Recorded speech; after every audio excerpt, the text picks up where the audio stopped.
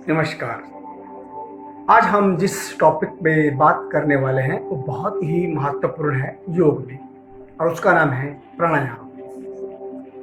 हम सभी प्राणायाम को एक ब्रीदिंग एक्सरसाइज तक ही सीमित मानते हैं कि हमने श्वास लिया, ऑक्सीजन ली, छोड़ा, कार्बन डाइऑक्साइड छोड़ दी। इसी के रोकने को हम प्राणायाम कह देते हैं, जो कि काफ़ी हद तक सही भी है। लेकिन शास्त्रोक्त प्राणायाम की जो परिभाषा है वो बहुत ही डेप्थ है उसमें। ये बहुत ही साइंटिफिक एक इंस्ट्रूमेंट है हमारी बॉडी के अंदर, जिसमें हम प्राणा मैंने ब्रीदिंग के साथ साथ एक जीवनी शक्ति भी है जो प्राण से कहीं आगे है। और आयाम का मतलब कंट्रोल नहीं, आयाम का मतलब है विस्तार, यानी कि अपने श्वासों का विस्तार करना। हम अगर भौतिक जीवन में भी देखें और हमारे ऋषि मुनियों ने जो खोज की तो उन्होंने पाया कि जिस जीव जंतु की ब्रीदिंग की कैपेसिटी बहुत कंट्रोल थी, स्लो थी, उनकी जो आयु है वो भी बहुत लंबे समय तक चली है। जैसे हाथी, कछुआ, इनकी जो ब्रीदिंग है वो बहुत स्लो लेते हैं और इनकी उम्र भी बहुत लंबी होती है, और ये शांत प्रवृत्ति के लोग होते हैं, जानवर होते हैं। और जिन लोगों का ब्रीदिंग का जो सोपान है थोड़ा फास्ट होता है, वो क्रोधी स्वभाव के भी होते हैं और उनकी उम्र का सोपान भी बहुत कम रह जाता है।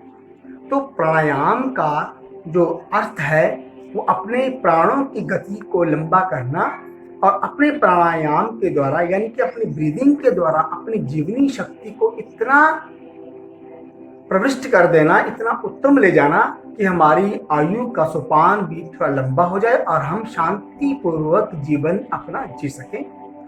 और योग के शास्त्रों में प्राणायाम को हमेशा आसन के बाद ही किया जाता है, ताकि आसनों से हमारा शरीर हष्ट पुष्ट बन जाए और हमारा शरीर लचीला बन जाए, नाड़ियां हमारी खुल जाएं।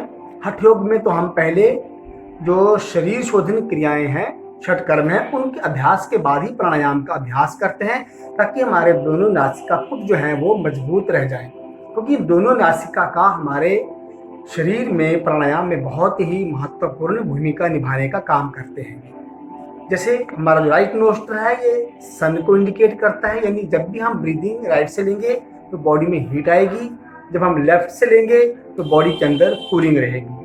तो ये प्राणायाम करने के लिए हमारे अंदर का जो भौतिक विज्ञान है वो इसे प्रदर्शित करता है। और हम स्वाभाविक में भी जब रोजाना हम श्वास लेते हैं तो हम 1 मिनट में स्वाभाविक रूप में 15 बार, कम से कम 15 के आसपास हम श्वास लेते हैं, और एक दिन में 21,600 के करीब हम श्वास ले लेते हैं, जिसमें हम अपनी ऊर्जा को भी खत्म करते हैं, क्योंकि हम कई बार ब्रीदिंग को लेने का सही तरीका इस्तेमाल नहीं करते। और प्राणायाम के द्वारा, यानी कि ब्रीदिंग के द्वारा, हमारा शरीर का भौतिक विकास होता है, आध्यात्मिक विकास होता है और हमारा सामाजिक विकास भी होता है। क्योंकि प्राणायाम के द्वारा ही हम अपने मन को और बुद्धि को एकाग्रता में अपने अंदर समावेश करते हैं और अपनी आध्यात्मिक और आत्मिक उन्नति के शिखर को प्राप्त करते हैं। तो हम प्राणायाम की तरफ जाने से पहले ब्रीदिंग के कुछ टिप्स भी सीखेंगे आज, ताकि हम कल से जब प्राणायाम को शुरू करें तो हम इसका अभ्यास बहुत अच्छे तरीके से हमें आना चाहिए। तो बेसिक जो टिप्स है प्राणायाम का, एक तो हमारा पेट खाली होना चाहिए। सुबह का समय सूर्योदय के आसपास का सबसे उत्तम समय है। सूर्योदय का मतलब कि सूर्योदय होने से पहले और मैक्सिमम आधा घंटे 1 घंटे बाद तक, सूर्योदय के बाद का समय भी प्राणायाम के लिए बहुत ही उपयोगी है, ताकि इन्वायरमेंट में जो प्योर ऑक्सीजन है वो हमारे बॉडी के अंदर समावेश कर जाए। दूसरा टिप सबसे महत्वपूर्ण है कि जब भी हमने श्वास लेना है, इनहेल जब भी हम करेंगे तो हम सिर्फ नासिका को, नोज को ही यूज करेंगे। मुख से हम श्वास लेने की भूल कदापि ना करें, नहीं तो बहुत सारे जर्म्स हैं जो हमारे शरीर के अंदर भी प्रवेश कर सकते हैं। कुछ प्राणायाम है जहाँ पर हम मुंह से श्वास लेने का अभ्यास करेंगे, वो हम प्राणायाम में सीखेंगे।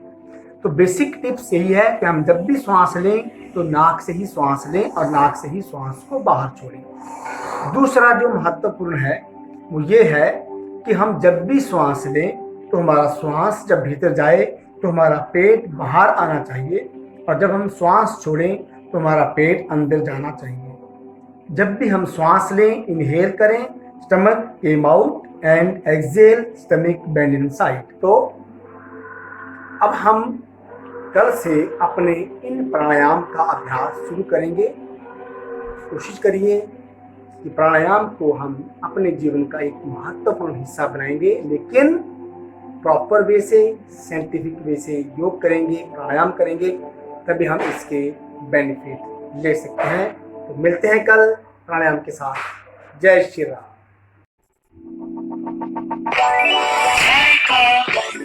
Let it go. Your body's high.